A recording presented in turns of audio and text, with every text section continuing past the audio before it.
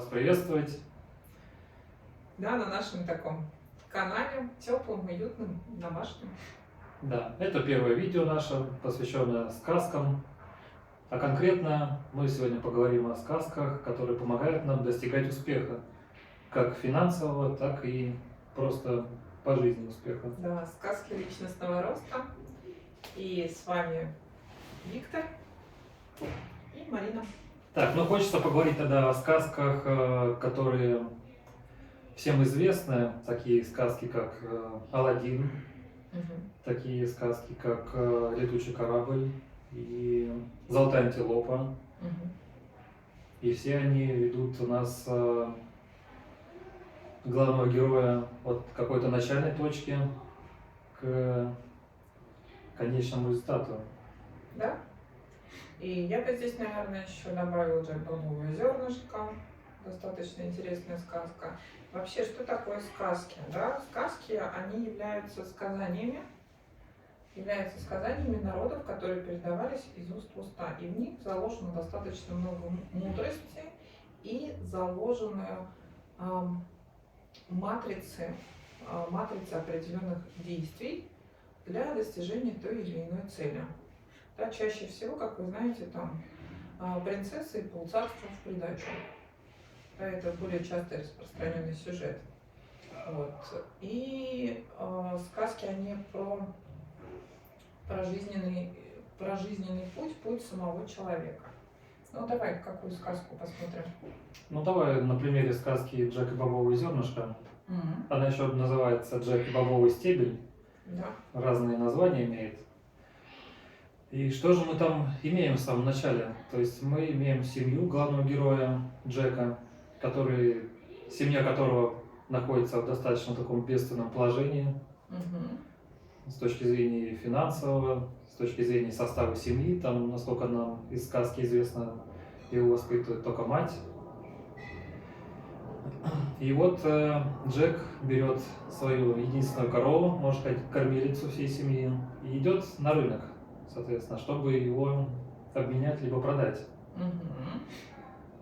Да, и выбор тут такой получается.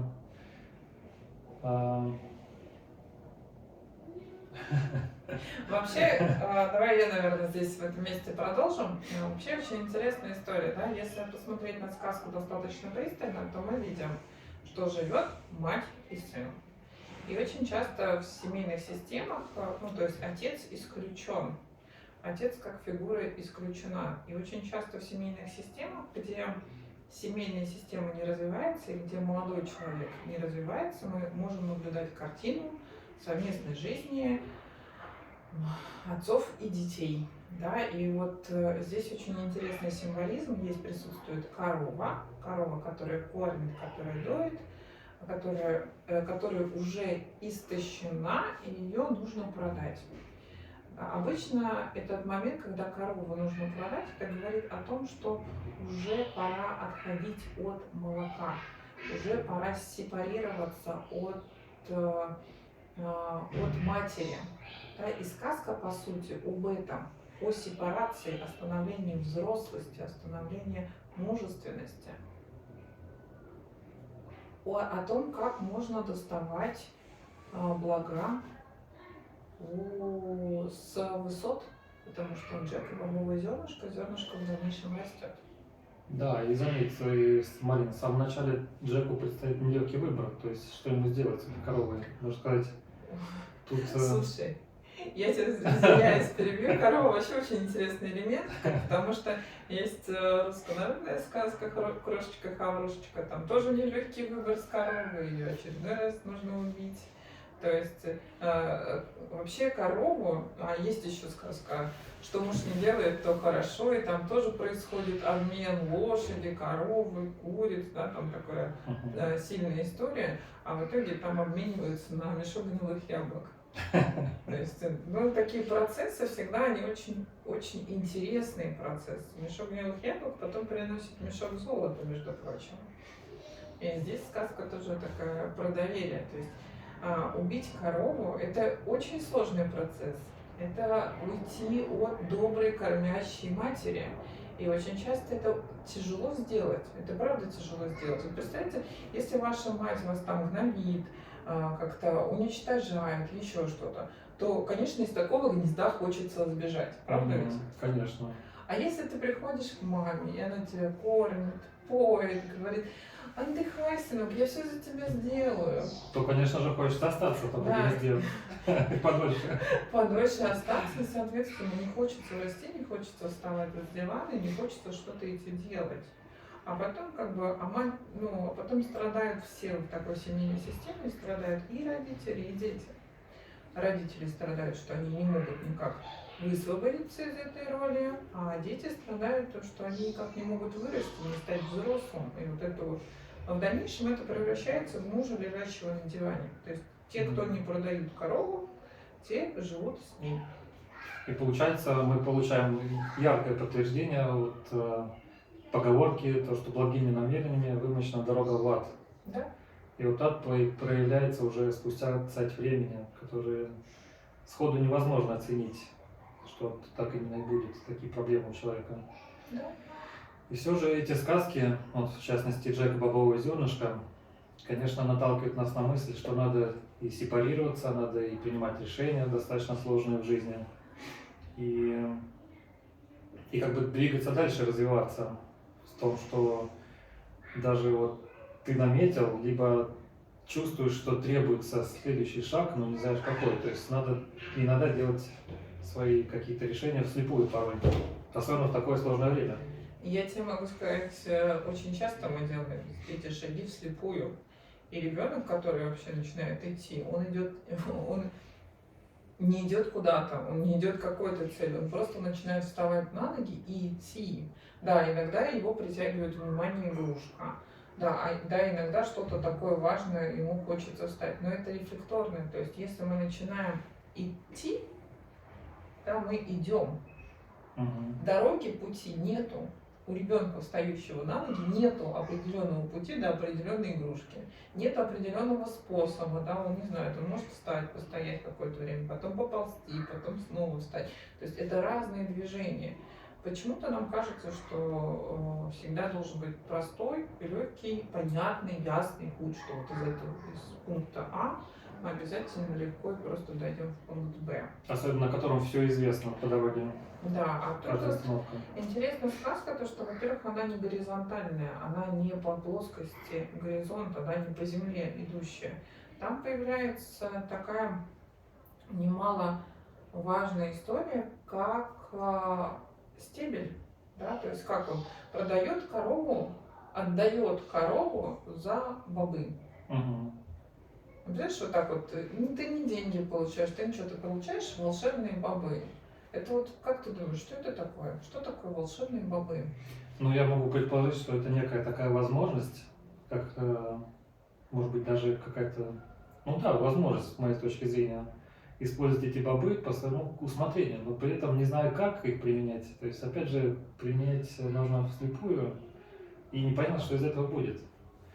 То есть, я рассматриваю это как возможность для того, да? чтобы что-то получить. Смотри, там какой интересный сюжет в этой сказке. Там есть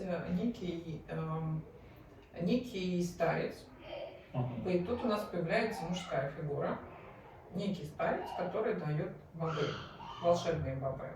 То есть мужское, мудрое, старшее дает семена. Это зерна. Какие-то волшебные зерна, здесь можно сказать, что какие-то волшебные идеи для того, чтобы что-то реализовать. И да, если вообще опять-таки вернуться к строению ребенка, то для того, чтобы ребенок появился на свет, мужчина дает семена женщине. Вот представляешь, вот этот вот процесс, это происходит, то есть что дает семена, процесс творения? Я даю тебе идеи, семена, а ты можешь их как-то воплотить. Но что ты проращивай как хочешь, получается. А ты можешь сделать с ними все, что хочешь. И он что делает? Он приносит обратно матери эти семена, и она их выкидывает.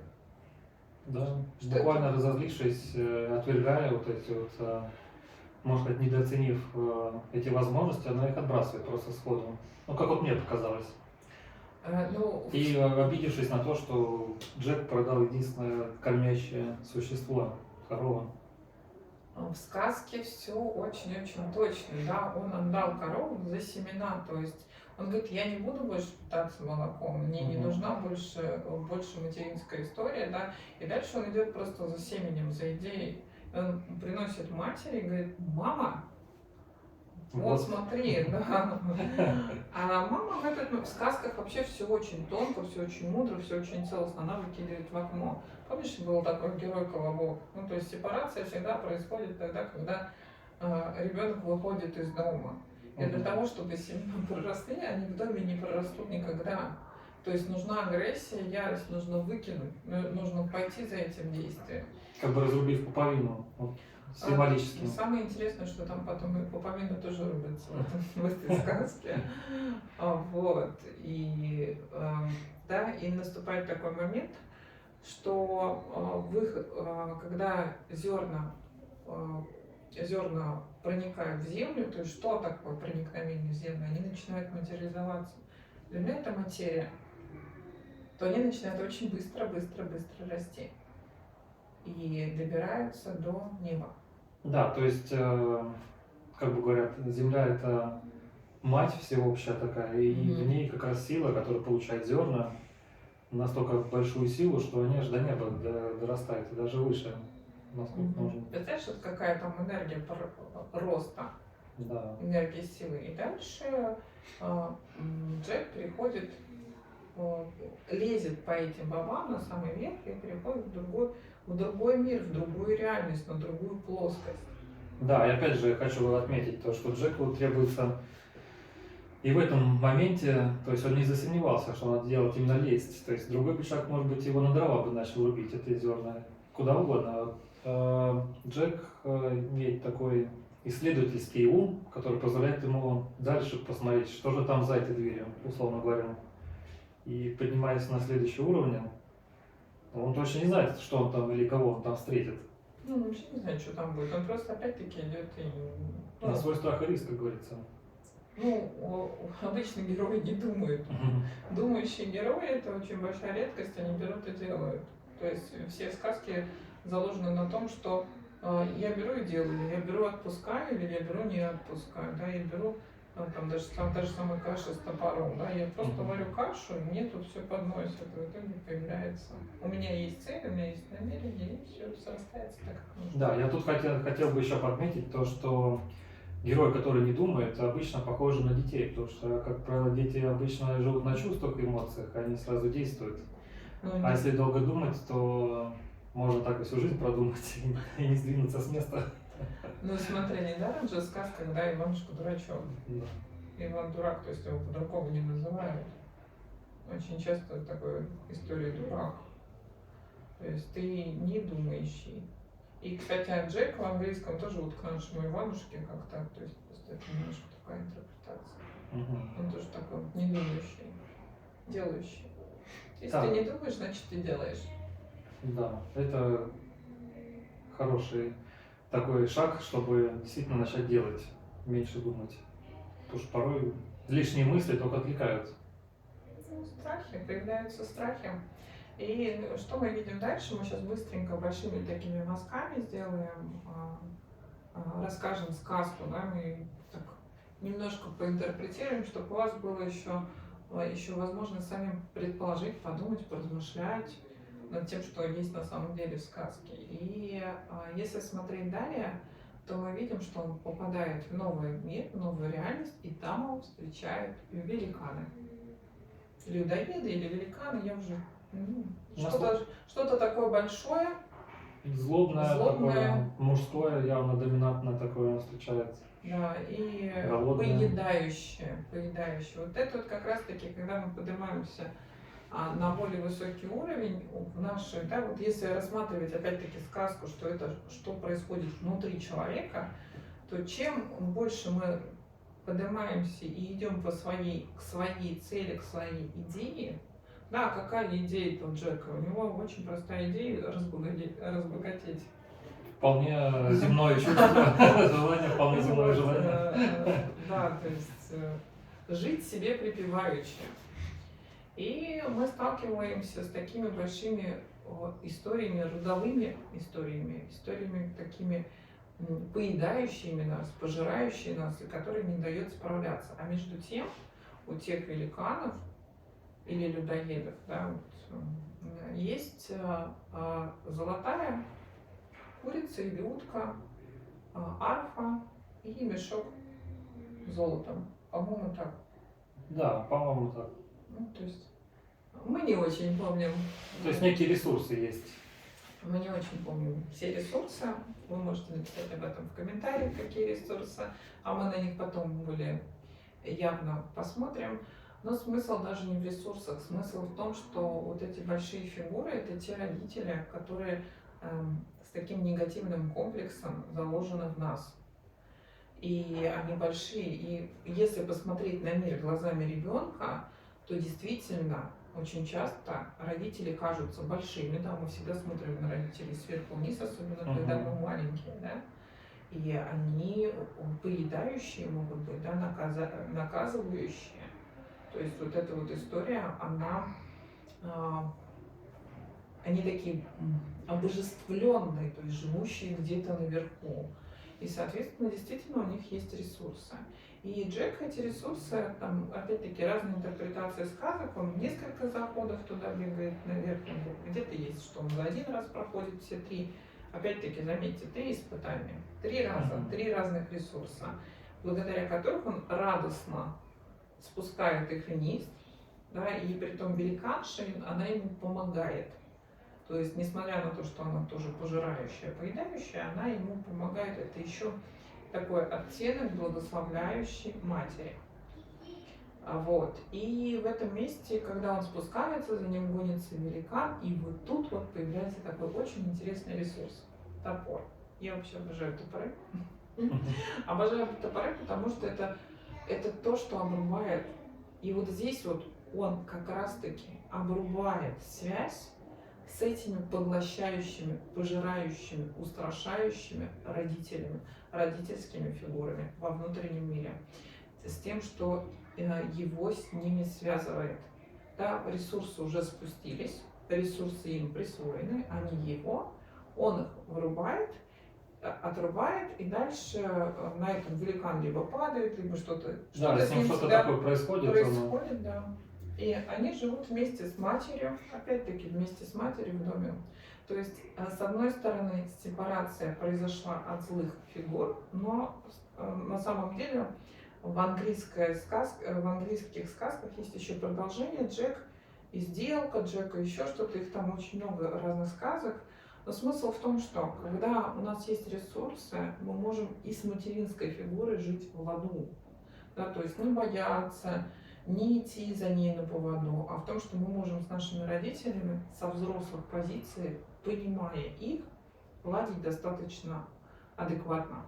Да, и хочется отметить то, что даже находясь в такой позиции на равных, можно эффективно и даже нужно договариваться со своими родителями, потому что как-никак они в глубине души, они желают добра, но просто не всегда они это добро могут высказать именно так, чтобы человек понял, что это действительно добро.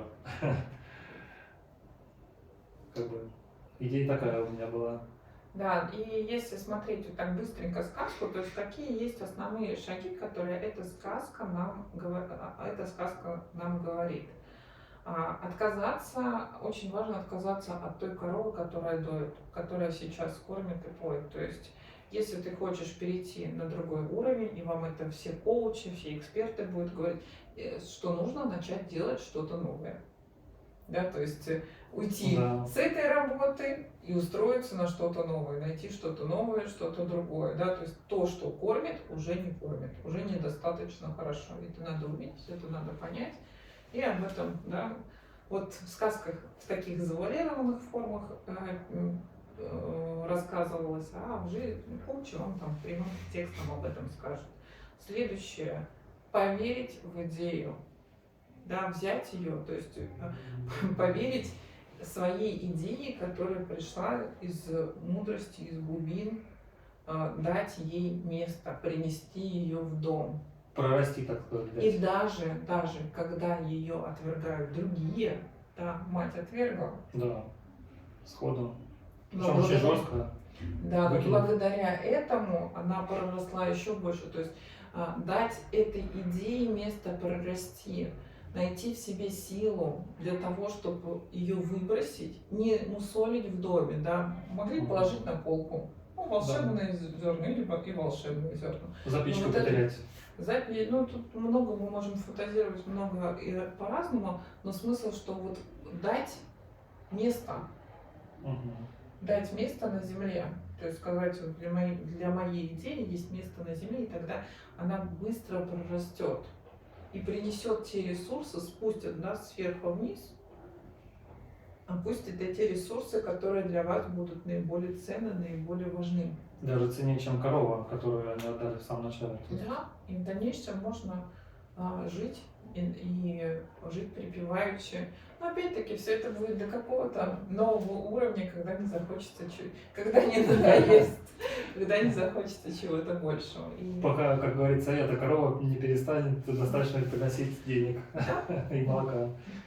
Так, Марина, еще хочется такой вопрос задать. А как все-таки нашим зрителям помочь, может быть, так сказать, увидеть вот эти главные точки в сказках, ну, либо, вот, допустим, вот в этой сказке как-то проинтерпретировать, чтобы, когда люди начнут их читать и осознавать, чтобы они хотя бы уже увидели какую-то главную идею в этой сказке, не просто как бы у нас мифические герои, какие-то события происходят, а вот именно для себя что-то ценное подчеркнули.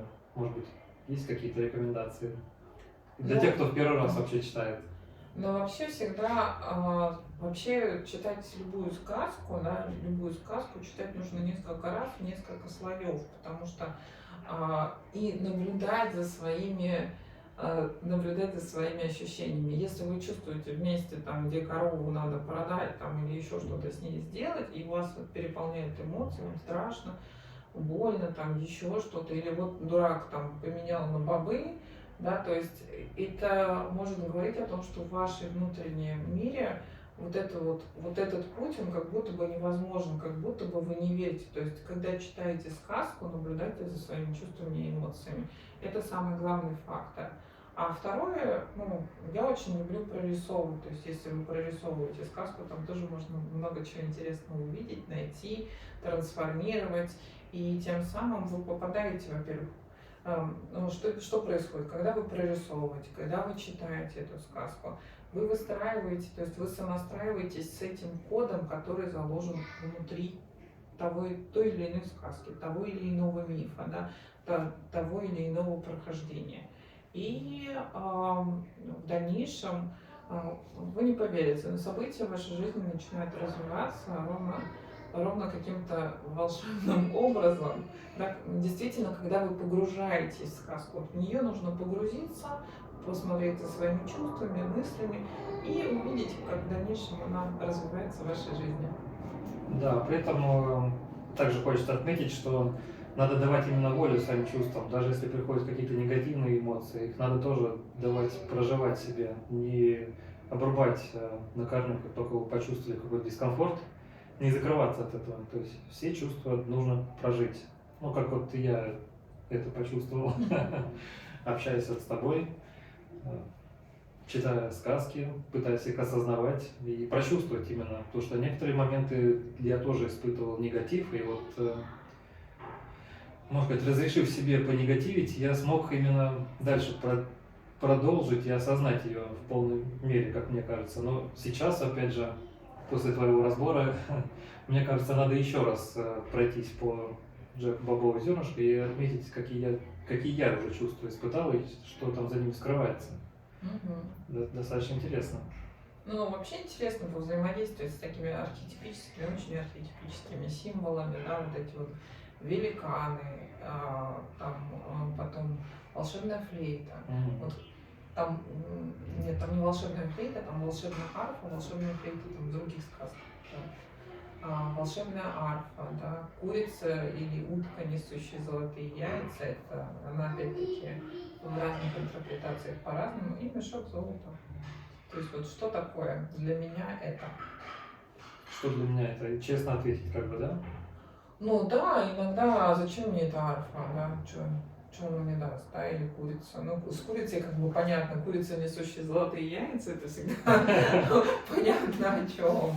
Да, плюс-минус понятно о чем. А как бы арфа или там, ну, мешок золота, который может закончиться, да, тоже как бы странно звучит. Хотя как бы все ресурсы, они хороши. В любой сказке, вообще все сказки, они про рост и развитие. Про рост и развитие. Я не видела сказку, которая не говорит о взрослении, которая не говорит о развитии, которая не говорит про... Переход на свои ресурсы, наверное. Да, переход на ресурсы. Но в основном взрослость, вот эта взрослость, и при том, когда читаешь сказки, очень многие очень интересные. Поверьте мне, что сказок большое количество, большое множество, и если начать разбираться в них, начать их прочитывать, и прочитывать даже самые страшные сказки, вы для себя откроете новый мир, новые возможности, и жизнь будет складываться интересным для вас ростом. Угу. Да, причем еще вот тоже пришла такая идея. Читая сказки, вы как бы производите самотерапию для себя. То есть не выходя из дома, может быть, не обращаясь к никому, но вы уже сейчас, в данный момент, можете продиагностировать свои эмоции, чувства и хотя бы приблизительно уже понять, что вам мешает, что вам нравится, оценить как-то свою идею. Хотите вы ли достигать, либо это просто вам навязали эту цель. То есть на этом этапе тоже уже может такая большая работа проделывается, при этом не обращаясь к специалистам. Ну, я всегда скажу о том, что к специалисту обратиться всегда хорошо, для того, чтобы вы посмотрели на себя со стороны. Но и сказка раскрывает достаточно большое количество чувств, если действительно их проживать. Вот. Да, и пишите, какую бы вам было интересно бы сказку разобрать о чем. Или каких-нибудь персонажей, потому что, да, вот мы сказали о том, что Аладдин, это действительно тоже еще одна сказка про рост. Там много разных историй. Да, предательство истории, как с близких, от близких товарищей, людей. От близких ли? Ну, так сказать, ну, нет, там просто человек был такой, который притворялся близким. Вот, Да. это другая история, это же не близкие, а как насколько мы доверчивы. Ну да, как бы доверчивость и открытость миру, она как бы это одно и то же или не одно и то же? Доверчивость и открытость миру, но смотри, здесь такой очень тонкий момент. У нас всегда должно срабатывать чувство безопасности. И доверие миру это классно, но и чувство безопасности должно быть. Ну, то есть какие-то, условно говоря, некие границы внутренние. Ты всегда должен чувствовать, да, ну, как бы чувствовать внутренние границы, как встраивается что-то. Мы же с тобой сегодня обсуждали по поводу того, что кто такая Марфушечка в сказке Морозко, да? Да. Вот. А когда там идет вот это перевоплощение в собак, и это собаки, это тоже инстинктивные части, охраняющие, оберегающие, дающие границы. Ну, то есть там же красивая метаморфоза идет, это вот период, прошивка, перепроживание. Вообще, ну, я сейчас очень много сказок, очень много мифов разбираю, и вот такой интересный про Гордиев узел. То есть, опять-таки, в очень многих сказках написано про сепарацию, про растождествление, для того, чтобы можно было идти вперед. Да. Такой вопрос еще, Марин, к тебе. А вот как при помощи сказок, например, может быть, можно при помощи сказок как-то найти свою идею, либо призвание, либо определиться, что тебе нравится, либо не нравится. Вот даже на примере вот то, что мы сказали, есть такие сказки, как Аладдин, Джек и Бобовый стебель. Вот я, например, не совсем понимаю, как можно протестировать свою идею на состоятельность, нужна ли она тебе, либо не нужна на подсознательном уровне. То есть, может быть, есть какие-то рекомендации в этом направлении? А что значит протестировать идею? Ну, в моем понимании, это может быть осознать и почувствовать всем своим телом, что она действительно твоя, а не навязана обществом. Ну, либо ты в нее веришь, либо ты в нее не веришь. А тут вопрос просто веры либо неверия, да? Да, ну вот смотри, даже опять-таки пример Джек бобовое зернышко, да. Ему дают вот эти зерна, говорят, волшебные. Мгм. Ну да, в принципе, как он. Там же не написано, смотри, там, да. Волшебное зерно, Волшебное да? зерно. Ему дают зерна, и он верит в них. И они растут. Ты понимаешь, вот люди, они, ну как бы очень хочется, чтобы правда все было очень быстро. Ну вот, скорее всего, вот это и есть проблема. Очень-очень было быстро. Там, прежде чем лампочка стала лампочкой, там 100 раз сделалось вот это. Там даже 10 тысяч раз. Ну вот, 10 тысяч раз. Я не очень сильна в лампочках, но для того, чтобы что-то свершилось, тебе нужно определенное количество действий сделать. Да? То, чтобы ребенок проявился на свет, 9 месяцев. Да, во-первых, Формирование. во-первых, это вообще целая история про ребенка, родившегося на свет. Нужно, чтобы встретились мужчина и женщина. Нужно, чтобы мужчина захотел отдать свои семена женщине. Да? Нужно, чтобы вот эта женщина приняла, потому что иногда бывает, что женщина не принимает это. Да? То есть вот это вот. И спустя 9 месяцев появился ребенок на свет. Да? То есть до подготовительной бывает очень быстро, бывает очень медленно. То есть это процесс. Это целый процесс, который должен пройти. Ты говоришь, как бы мне протестить? Ну, По-быстрому. да. Скажи, по сути, ты говоришь, скажи, моя идея верна или моя идея не верна? Откуда же я знаю, идея твоя верна или не верна? Да, все верно. Тут в целом получается вопрос веры, действительно, самого инициатора идеи. Да, и иногда всем вокруг кажется, что идея не верна, да, и как вот действительно с великими изобретателями, все вокруг говорят, да что ты там, да? Ты чё, здрасте? Да. А человек Но- просто продолжал, как в сказке. Да, и в какой-то момент это выросло. В какой-то момент это приземлило другие истории. В какой-то момент человек становится знаменитым только благодаря вере. Да, и действию. Да, То есть и накапливается прочее. какая-то критическая масса, ну, чего угодно, силы, энергии, которая в самый такой неожиданный момент прорастает в такой мощный стебель, по которому можно лезть на вершину. Ты знаешь, я в последнее время очень стала сомневаться, когда люди говорят, что вот по щелчку раз и сделал, и у меня все получилось. Вот прям вот раз и все. И для меня здесь вот этот процесс происходит обесценивание того, что он сделал до этого. Да? И как бы, или говорят, вот к этому мастеру ходил, ничего не получилось, к этому мастеру ходил, ничего не получилось, а вот к этому пришел, вот с ним у меня все получилось. И как бы, знаешь, и обесценивается и мастер, к которому ходил, и обесценивается действие. А когда ты понимаешь, что вот там вот у тебя вот это срослось, вот тут вот у тебя вот это срослось, а вот с этим, вот там последняя капля была, и раз произошел фонтан, ну то есть произошло вот это действие. И вот это вот классно. Да, плюс еще люди обесценивают свой опыт, который получают до этого, пусть даже негативный, а это тоже Любой опыт. опыт вообще, негативный, это вообще самый крутой опыт. Да, он заставляет нас быстрее расти, Да, не застревать. Как говорится, происходит сепарация добровольно-принудительным способом. Да, жизнь она такая, она быстро Да. делает шаги за нас. Ну, то есть, если ты сам не хочешь, если ты лежишь на диване, мы тебе все равно расскажем, как надо жить.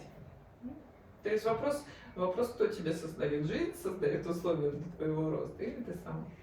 Я предлагаю с помощью сказок выстроить дорожку быстренько. Да, и при этом это очень хороший способ, всем доступный для того, чтобы поработать над собой. Да. Взять какую-то минимальную идею и попробовать ее прорастить. Я не люблю слово «поработать над собой», я больше за то, чтобы проузнавать себя, проузнавать познание своих, происследование своего внутреннего мира и происследование своих ресурсов для этого. Угу. Вот. Создать свою действительность. С помощью сказок, правда, можно создать свою действительность. Это точно. Угу. То, что в такой интерпретации я, можно сказать, тут последний, наверное, месяц-два от сказки начал заново, можно сказать, перечитывать и узнавать, и много нового для себя открыл, что, оказывается, там все это время было для меня скрыто. Это очень круто. Да? Да. Так что, ну, наверное, на этом будем завершать наш первый выпуск. Очень рады, что вы смотрите, что вы присоединились и подписались на наш канал снизу. Также подписывайтесь на наши телеграм-каналы, которые будут в ссылке в описании. Там вы будете узнавать много нового, подробностей какие-то про сказки, про наши следующие выпуски. И пишите, что бы вам было бы интересно. Да. Так что всем спасибо за внимание. До новых встреч. До новых встреч.